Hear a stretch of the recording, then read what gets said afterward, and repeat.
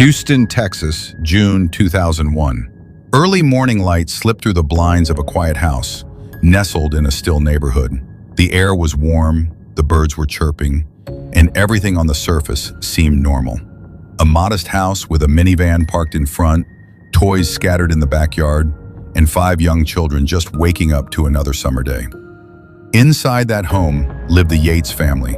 Russell Yates, known as Rusty, his wife Andrea and their children, Noah, John, Paul, Luke, and Mary. The youngest, Mary, was just 6 months old. Andrea Yates had once walked hospital halls as a nurse, a quiet woman, highly intelligent and intensely private. She had been at the top of her class, someone who rarely smiled but always knew what to do in a crisis. She was precise, driven, and capable. She met Rusty in 1989 at an apartment complex in Houston. He was a computer engineer, modest and methodical. Andrea liked that. He was practical, structured, and grounded in religion. They fell into a rhythm quickly, one that felt safe, if not romantic. When Rusty told her he wanted as many children as God would give them, Andrea nodded. They married in 1993. Andrea quit her job. They bought a home. Then came Noah, followed closely by John, Paul, Luke, and finally Mary. 5 children in under 7 years. Andrea's days became a loop of feeding, bathing, changing, cleaning. There was no pause, no breath. And somewhere in between diapers and devotion, she began to disappear. After Noah was born, Andrea started showing signs of depression. She would sit motionless, staring into space for long stretches. She avoided eye contact. Her speech slowed. But she didn't complain. She didn't ask for help. She tried to pray it away. Rusty saw the change, but he believed deeply that faith and discipline would fix things. Andrea needed more Bible study, more structure, less distraction. That was his answer. But the shadows inside Andrea kept growing. Each child added another layer to her exhaustion. And by the time Luke was born, she was no longer just tired. She was unraveling. She would forget to eat. She began hearing voices. She became convinced that television programs were embedding secret messages meant just for her. In her silence, a new reality was taking shape, one the rest of the world couldn't see. Then in 1999, it all collapsed. She attempted suicide twice within a few weeks. The first time she overdosed on medication. The second, she held a knife to her own throat and begged Rusty to let her die. She was admitted to a psychiatric hospital. The diagnosis was severe, postpartum psychosis. She was prescribed antipsychotic medications, advised strict supervision, and told not to be left alone with the children. But the world doesn't stop for mothers who break. She returned home, and within weeks the medication was reduced. Rusty believed in God's healing, and he believed Andrea could beat it. He moved the family into a cramped trailer behind his parents' house, thinking simplicity would cure her. But that trailer only suffocated Andrea more. Her hallucinations deepened. She began following the words of a street preacher named Michael Warreneski, a man who spread a harsh brand of Christianity through handwritten newsletters and angry sermons. His words were brutal. He preached that mothers who didn't raise their children in complete spiritual purity were damning them to hell.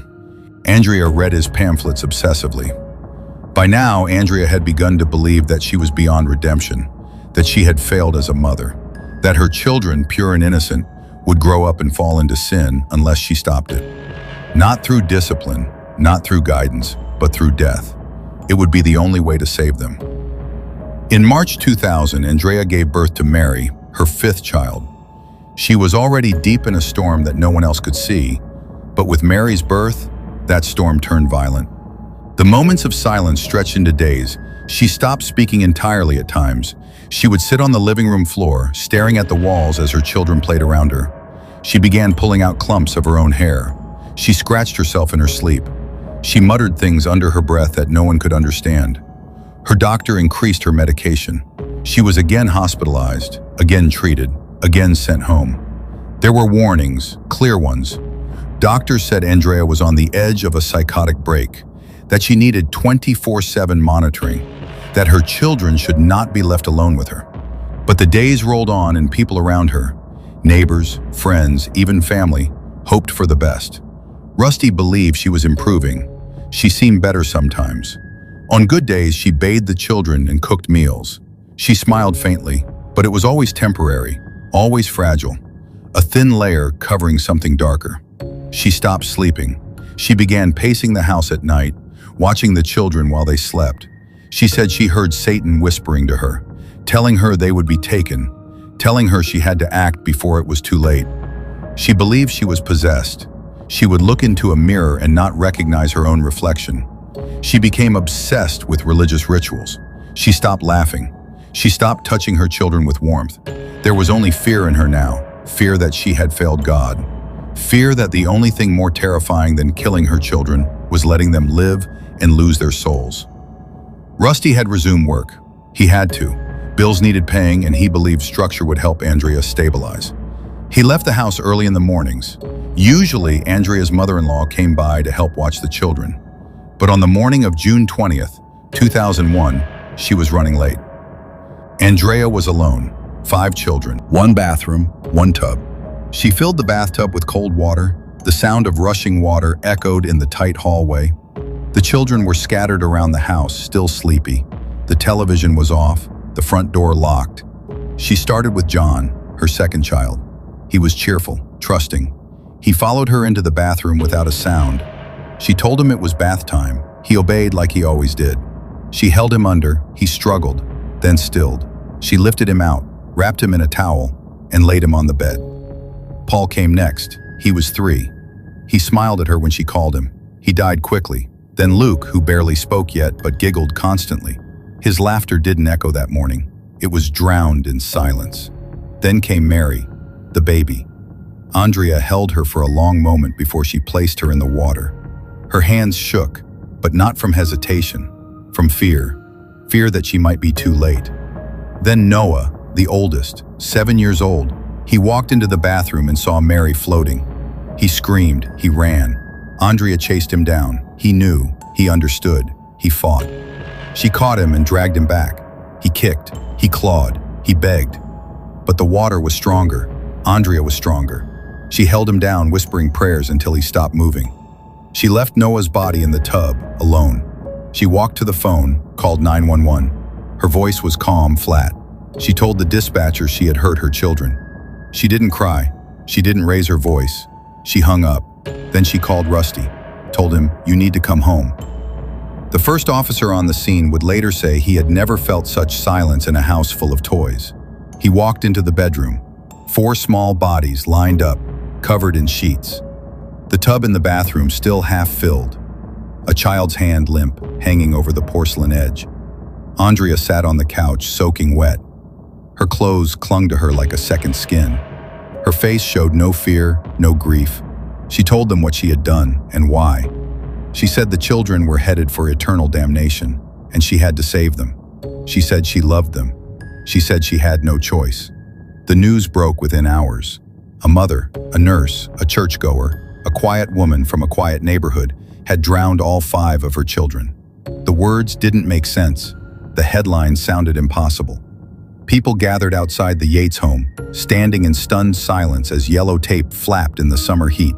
Reporters crowded the sidewalk. Cameras pointed at the swing set, at the windows, at the minivan parked in the driveway.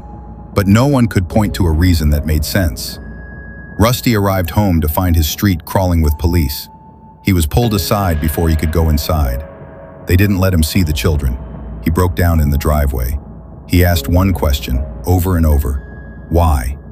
There was no answer that could be spoken out loud. Andrea was arrested. She was calm in the back of the police car. At the station, she recited everything with chilling detail. She spoke plainly. Her voice was flat, robotic. She described the sequence, the water, the way each child stopped moving. She said she waited until they were quiet. She said she held them gently afterward, like she was putting them to bed. She showed no emotion, not then, not during questioning, not at her arraignment. The nation wanted blood. The prosecution announced they would seek the death penalty. Texas was no stranger to capital punishment. Public outrage boiled over. Talk shows debated her guilt, her sanity, her faith. Protesters called her a monster, a mother turned murderer. Some said she was the face of evil. Others, quietly, wondered if this was what madness really looked like. Soft-spoken, organized, and utterly broken. Andrea's defense attorneys knew the case would hinge on one thing: insanity. Not just depression, not just stress, but full-blown diagnosable psychosis. Her legal team dug into years of medical records, testimony from psychiatrists, and religious delusions that had wrapped themselves around Andrea's mind like vines. Rusty stood by her at first. He said she was sick, that she had cried for help, that the system, the hospitals, the doctors, the churches, even him, had failed her. But the media wasn't interested in nuance. They wanted answers. They wanted justice. The trial began in early 2002. The courtroom was packed. Every day, strangers waited in long lines just to get a glimpse of the woman who had drowned 5 innocent children. Andrea sat still throughout most of the proceedings, her eyes down, her hands folded in her lap. She barely reacted when the photos of her children were shown, 5 smiling faces, now gone. Psychiatrists testified about her condition. They described hallucinations, delusions, voices. They described her belief that Satan had entered her home, her conviction that death was the only salvation for her children. Andrea didn't cry during testimony. She nodded occasionally, but mostly she stared ahead, as if looking at something far beyond the courtroom. The prosecution pushed hard. They brought in their own experts, argued that Andrea knew what she was doing was wrong. The 911 call proved it. Her calm demeanor, her ability to call the police, the way she laid the children out in a row. It all showed planning, control, awareness. The most explosive moment came when a forensic psychiatrist claimed Andrea had gotten the idea from a television show, an episode of Law and Order where a woman drowned her children and got away with it. It was a lie. That episode never existed, but the jury never found that out. After weeks of testimony, closing arguments, and debates, the jury returned with a verdict: guilty of capital murder. The courtroom gasped. Andrea showed no reaction. The judge asked if she had anything to say. She said only, "I'm sorry." The jury sentenced her to life in prison. No possibility of parole for 40 years. But that wasn't the end. For most people, that would have been the end of the story. A woman kills her 5 children, is declared guilty, and disappears into a prison cell. But the Yates case refused to settle. It stirred beneath the surface, dragging up deeper questions about mental health, about responsibility, about motherhood, and about the razor-thin line between faith and madness. Andrea was sent to the Texas Department of Criminal Justice, the same system that housed violent offenders, drug lords, serial killers. But Andrea was different. She didn't fight with guards. She didn't resist. She followed every rule, spoke when spoken to, and spent most of her time in the psychiatric unit. She continued to hear voices. She still believed she had done what was necessary. Her eyes remained vacant for months, and then slowly, they began to change. She began to paint. Images of angels, of children, of swirling shadows being pulled away into the sky. Her doctors said she was responding to treatment. But the regret, that came later. 2 years after her conviction, her legal team discovered the lie. The television episode, the Law and Order example the prosecution had leaned on, it never aired. It never existed. The expert witness had made it up, possibly confused it with something else. But it didn't matter why. What mattered was that the jury had been influenced by a fictional detail, one that never should have been allowed in court. In 2005, the ruling was overturned. Andrea was granted a new trial. This time, the courtroom felt different.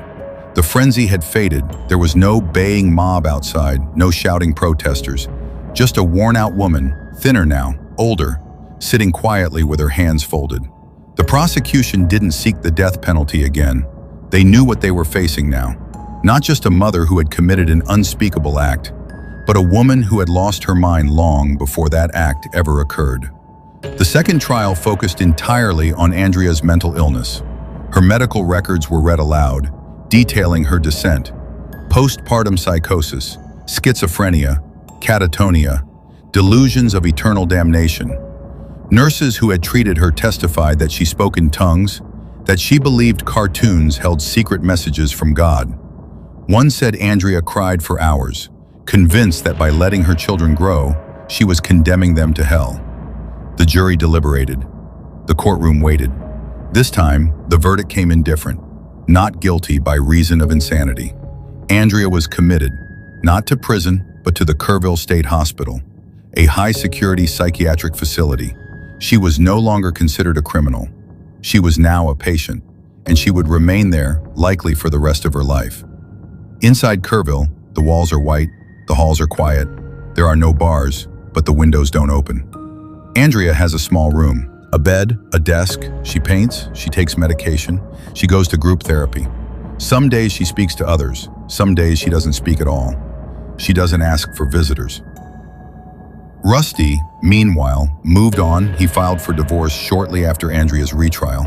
He married again, had more children, a new house, a new chapter. But shadows don't vanish just because you turn on a light. He has never fully escaped what happened. In interviews, he says he forgives her. He says the Andrea he married, the woman he knew, died long before that June morning in 2001. Over the years, Andrea's story has faded from public memory. The news cycle moved on.